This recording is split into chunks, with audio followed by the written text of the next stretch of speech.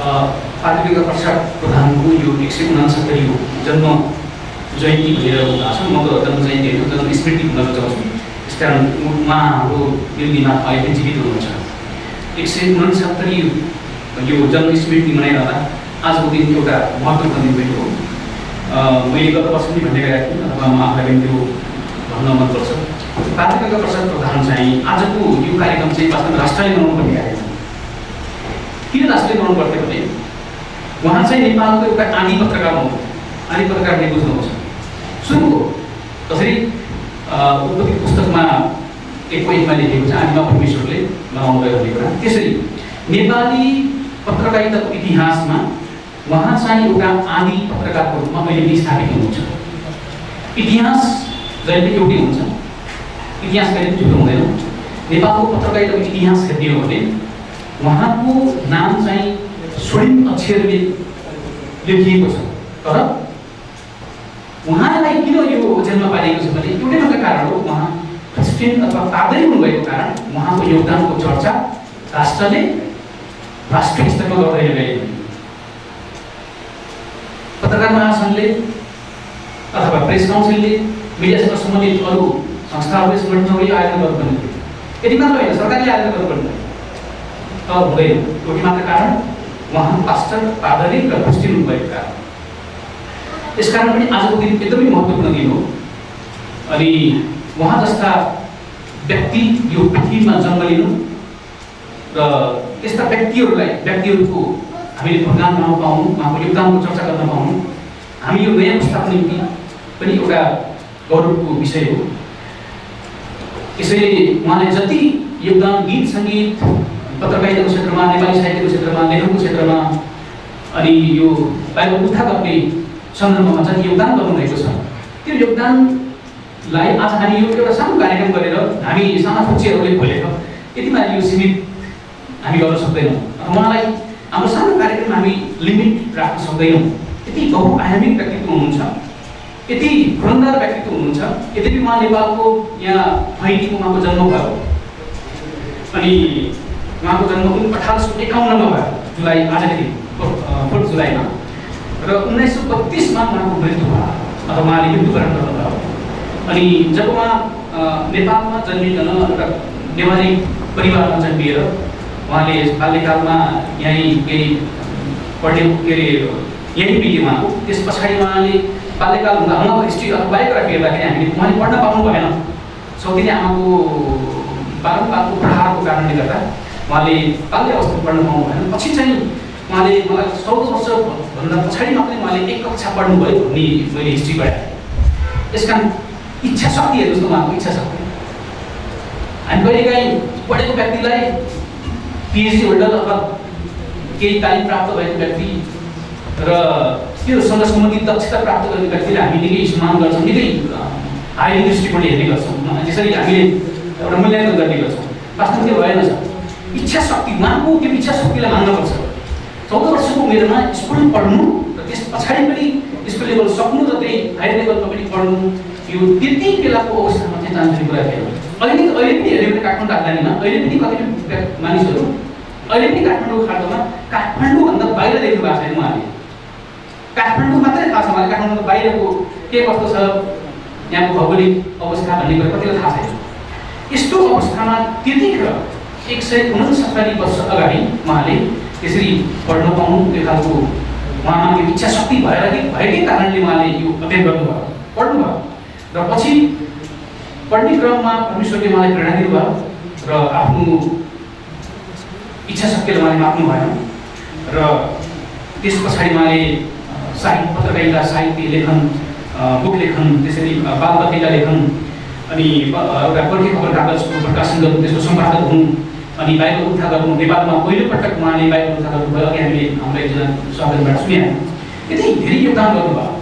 सायद यो योगदानको हामी यति धेरै हामी सानो व्यक्तिहरूले यति सानो कार्यक्रम गरेर आयोजन गर्नु, त्यो चाहिँ एकदमै अपुरो हुन्छ। यो थोरै मात्र हुन्छ, यो पुग्दैन।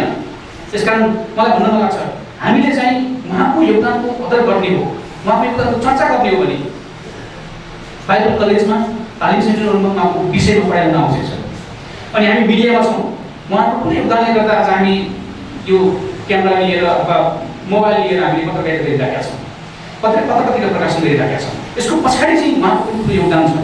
उहाँ जस्तो एउटा हस्ती आजभन्दा करिबन 170 वर्ष अगाडि 169 वर्ष अगाडि पत्रकारिताको क्षेत्रमा यति ठुलो योगदान गर्नु यति चान्चुनेको होइन। उहाँसँग त्यो भौतिक स्रोत साधन भएर होइन, त्यतिको अवस्थामा हामी कल्पना गर्न सक्छौँ। अहिले त्यतिखेर चाहिँ भौतिक स्रोत साधनको कस्तो थियो होला? ढुङ्गे युग थियो वास्तवमा। ढुङ्गे युगमा चाहिँ त्यतिखेर चाहिँ त्यो पार्टीमा लेखेर पत्रकारिता गरिन्थ्यो, परम्परागत आम सञ्चार अपनाइन्थ्यो त्यतिखेर। र त्यही अवस्थामा उनले चाहिँ नेपालबाट भारतमा चाहिँ जब राजा त्रिभुवनले उनलाई चाहिँ नेपालबाट बेनिस गरेर उनलाई भारतमा पठाए, देश निकाला गर्नु। एउटै मात्र कारण थियो देश निकाला गर्नुको, उहाँले येशू ख्रीष्टको बारेमा प्रचार गर्नुभएको कारण उहाँलाई नेपालबाट निष्कासन गरियो। 1914 को कुरा हो। अनि किङ त्रिभुवनले उहाँलाई चाहिँ नेपालमा धर्मको प्रचार प्रसार गर्यो, तिमीले अब गर्न पाइँदैन भनेर उहाँलाई देश निकाला गरिएको छ। अनि उहाँ चाहिँ नेपालको यो कृष्ण इतिहासमा पनि एउटा ऐतिहासिक व्यक्तित्व हुनुहुन्छ। नेपालको पहिलो अभिषिक्त अर्डिनेट पास्टरको रूपमा उहाँ हुनुहुन्छ। अहिले पनि तपाईँले उहाँको गुगल सर्च गर्नुभयो भने, उहाँको विकिपिडियामा हेर्नुभयो भने तपाईँले पाउन सक्नुहुन्छ। उहाँ नेपालको पहिलो अभिषिक्त नेपाली पास्टर हुनुहुन्छ। त्यसकारण पास्टरको तथा चर्चको क्षेत्रमा पनि उहाँको त्यति धेरै योगदान छ। अनि यो गरिराख्दाखेरि हामी चर्चले बिर्सनु नहुने कुरा के हो भने नेपालको पहिलो अभिषिक्त पास्टर हुनुहुन्छ अफिसियली। अहिले हामीले हेर्ने हो भने 169 वर्ष पछाडि फर्केर हेर्ने भने नेपाल देशमा चाहिँ हजारौँ पास्टरहरू छ। हजारौँ पास्टरहरू अहिले नेपालको उत्पादन हुनुभएको छ। हाम्रो निम्ति गर्वको कुरा हो। अनि चर्चले भुल्न नहुने अथवा चर्चसँग सम्बन्धित रहेका सङ्घ संस्थाहरूले सङ्गठनहरूले बिर्सन नहुने कुरा के हो भने पादरी गङ्गा प्रसाद प्रधानको योगदानको चर्चा गर्दै प्रत्येक वर्ष सकिन्छ भने चर्चसँग सम्बन्धित यो प्यारा चर्चहरूले अथवा यो एनसिएफएनले अथवा एफएनसिएले गर्न सक्छ। यी वर्षमा एकपटक पादरी गङ्गा प्रसाद प्रधानको सम्झना गर्दै वर्षमा एकपटक पादरी गङ्गा प्रसाद प्रधान पुरस्कारको आयोजना गर्न सक्नुपर्थ्यो। त्यो चाहिँ पास्टरहरूसँग सम्बन्धित रहे, पास्टरहरूलाई मात्रै, पास्टरहरूको क्षेत्रलाई सम्बन्धित रहेर मात्रै। यस्तो कुरा चाहिँ एनसिएफ र योसँग सम्बन्धित एनसिएफ एफएनसिएन र यो एनसिएस नेपालले गर्न सकेको भए यो सुझाउन चाहन्छु उहाँहरूलाई। अनि यो गर्न सकेको भए अझै उहाँको योगदानको बढी चर्चा हुन सक्ने थियो। हामीले अहिले गरिरहेका छौँ। पछिल्लो समय हामी युवा अवस्थाका साथीहरूले उहाँ एउटा गोटी खबर कागजको सम्पादक पनि हुनुहुन्थ्यो। 30 वर्ष लामो समय पत्रकारिता यो पत्रिका सञ्चालन गर्नुभयो। अनि यो पत्रिकाको सम्पादक उहाँलाई सम्झिन आवश्यक छ। मैले जाने अनुसार, मैले रिसर्च गरे अनुसार नेपालमा पत्रिकामा त्यतिखेर हार्दिक श्रद्धाञ्जलीको विज्ञापन छाप्ने उहाँ पनि पहिलो व्यक्ति हुनुहुन्छ। 5 वर्षबाट त्यस पछाडि मात्र अरू पत्रिकाहरूले अनि यो हार्दिक श्रद्धाञ्जलीको फोटो राख्न थालेर पहिलो व्यक्ति। त्यसरी त्यो खालको इनोभेसनको माइन्डमा थियो, नयाँ कुराहरू गर्ने होइन। गीत लेख्नु पनि त्यत्तिकै उहाँको योगदान छ। प्रभु अजिसले अगाडि गीत थुप्रै गीतहरू उहाँले कृषि भजनमा समावेश गर्नुभएको छ। अनि नेपाली साहित्य भाषाको क्षेत्रमा त्यति योगदान छ। अनि उहाँले बाइबल ट्रान्सलेसन गर्नमा सहयोग गर्नुभयो। नेपालमा पहिलोपटक नेपाली भाषामा बाइबल बनाउनु भएको उहाँकै कारणले हो। यति धेरै योगदान गर्नुभएको छ। त्यस कारण उहाँ चाहिँ नेपाली कृषि जगतको पनि एउटा ऐतिहासिक व्यक्तित्व हुनुहुन्छ। नेपाल राष्ट्रको लागि पनि एउटा ऐतिहासिक व्यक्तित्व हुनुहुन्छ पत्रकारिताको र यो नेपाली साहित्य क्षेत्रमा। त्यसरी कृषिको क्षेत्रमा पनि बाइबल उहाँकै कारणले, उहाँको अनुवादको कारणले गर्दा हामीले बाइबल पढ्ने अवसर पायौँ। अब हेर्नुहोस्, 14 वर्षको उमेरमा उहाँ स्कुल पढ्ने अवसर पाउनुभयो। नेपाली बाइबल छापिदिनु हो।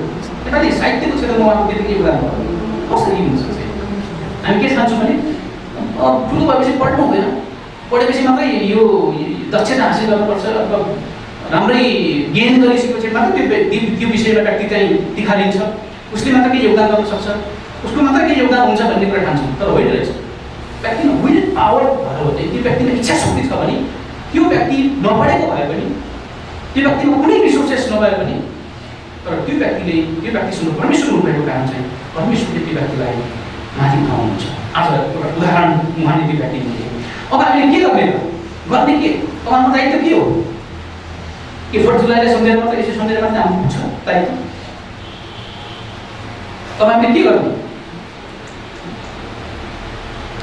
अनि उहाँले यो चिल्ड्रेन बुक पनि प्रकाशन गर्नुभयो त्यतिखेर।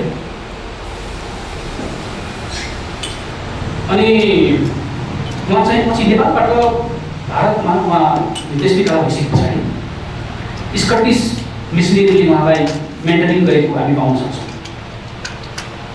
त्यसकारण मैले यो कहिलेकाहीँ मैले यो मिडियाको तालिम चाहिँ यो सिक्ने अवसरमा पनि मेन्टरिङ चाहिन्छ भनेर मैले आवाज उठाइरहेको छु। मेन्टरिङ तपाईँको मेन्टर को हो? अहिले संसारमा हेर्ने हो भने राजनीतिमा उथलपुथल भइरहेको छ, जे आयो त्यही नेताले बोलिरहेका छन्। उहाँको जीवन मेन्टरिङ छैन, मेन्टर नै छैन। हाम्रो सर्वोत्तम मेन्टर भनेको परमेश्वर हुन्छ, त्यसमा पनि शङ्का छैन। तर हाम्रो भौतिक जीवनमा पनि तपाईँको जीवनको मेन्टर हुन आवश्यक छ। यसैले त्यतिखेर पनि पाद्री गङ्गाप्रसाद प्रधानको जीवनमा को मेन्टर थिए, स्कटिस एउटा मिसनेरी थिए, जसको कारणले फलस्वरूप उनी चाहिँ आफ्नो विश्वासका आस्थामा अगाडि बढ्दै रहे। अब हामीले के गर्ने त? पत्र-पत्रिका पढ्ने चाहना चाहिँ आम मण्डलीमा चलाउनु पर्यो, मिडिया कर्मीको विकास गर्नु पर्यो, तालिमको निम्ति उत्साह दिनु पर्यो, प्रोत्साहन गर्नु पर्यो। चर्चका भाइबीहरू पनि हुनुहुन्छ भने गङ्गाप्रसाद प्रधान, पाद्री गङ्गाप्रसाद प्रधान पत्रकारिता पुरस्कारको घोषणा गर्नु पर्यो। पाद्री गङ्गाप्रसाद प्रधान पास्टरको एउटा यो वार्षिक रूपमा एउटा घोषणा गर्नु पर्यो, पुरस्कार आयोजना गर्नु पर्यो। मिडियामा लगानी गर्नुको निम्ति प्रोत्साहन गर्नु पर्यो, तालिम सञ्चालन गर्नु पर्यो। गीत सङ्गीतको क्षेत्रमा अझै दक्षता हासिल गर्ने व्यक्तित्वहरू निर्माण गर्नु पर्यो। नेपाली गीत सङ्गीत साहित्य बाइबल ट्रान्सलेसनमा उत्थानमा जति योगदान थियो, आज यो विषय धेरै महत्त्वपूर्ण छ र उहाँले गर्नुभएको योगदानको जसरी हामीले आज चर्चा गर्न खोजिरहेका छौँ, अझै हामीले भविष्यका दिनमा अझै यस्ता कार्यक्रमहरू आयोजना गरेर उहाँलाई समेतमा हालेर सम्झिन आवश्यक छ। र यति यो मात्र सीमित हुँदैन। त्यसकारण उहाँ जस्तो एउटा ऐतिहासिक व्यक्तित्व क्रिस्चियन देशमा पनि म पास्टर हुनु कति महत्त्व, कति हाम्रो लागि कति गौरवको कुरा हो। त्यसकारण उहाँलाई सम्झिने हो भने हामी यी विविध कार्यक्रमहरू गरौँ, यतिले मात्र पुग्दैन। र तपाईँलाई हाम्रो ठुलो आज दायित्व छ, मिडियाको त्यति दायित्व छ, चर्चका पास्टरको त्यति दायित्व छ। त्यसकारण उहाँको निधनको चर्चा गर्नुको निम्ति यति मात्र सीमित हुँदैन, हामीले वर्षभरि अन्य कार्यक्रमहरू आयोजना गरेर उहाँलाई हामीले सम्झिन आवश्यक छ। त्यसकारण पाद्री गङ्गाप्रसाद प्रधान नेपालको इतिहासमा पत्रकारिताको क्षेत्रमा एउटा ऐतिहासिक व्यक्तित्व हुनुहुन्छ। उहाँको आज यो जन्म स्मृतिको अवसरमा यसरी यहाँको समक्ष हामीले आफ्नो केही विचारहरू, केही विश्लेषणहरू राख्न पाउँदा हाम्रो निम्ति एउटा खुसीको कुरा हो। आगामी वर्षमा अझै यही पुरस्कारको आयोजना हामी गर्न सकौँ, पत्रकारिता पुरस्कारको। उहाँको नाममा मण्डली संस्थाहरूले पनि पाद्री गङ्गाप्रसाद प्रधान पुरस्कारको आयोजना गर्न सकोस्, यही भन्दै बिदा हुन्छु। जय